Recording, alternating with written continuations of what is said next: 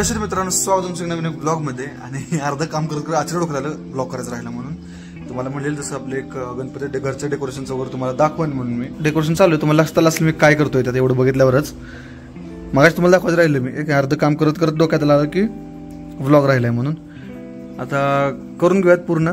तुम्हाला दाखवून हळूहळू होतं एक करून. आता हे तर कटिंग करून घ्यायचंय, परत चिटकून घ्यायचंय, परत हे करायचंय.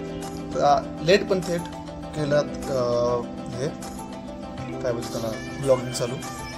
आता मित्रांनो आपण गंध आणि चक्र हे वेगवेगळे करून घेतलेले आहे.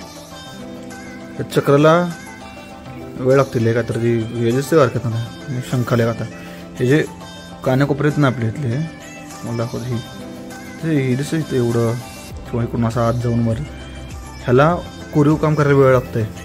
तर थोडंसं तुम्हाला ब्लू बॅकग्राऊंड दिसत असेल का तर एकतरी होल्डिंग आहे. होल्डिंगला मी ब्लेड, मोठी कात्री आणि छोटी कुठे गेली छोटी कात्री ह्यानं कसं बस हे करतोय. तर एवढं झालं की आपण मांडव बांधून घेऊयात आणि त्यानंतर हे कट करून चिटकून घेऊयात. तर आता मित्रांनो झाले सगळं. हे झालंय शंख, चक्र आणि गंध म्हणजे नाम तिन्ही झालेले आहेत. त्याला काय करतो मी गादी खाली ठेवून देतो जेणेकरून असे प्लेन होऊन जातील असे जे तुमले गेलेले आहेत तसं.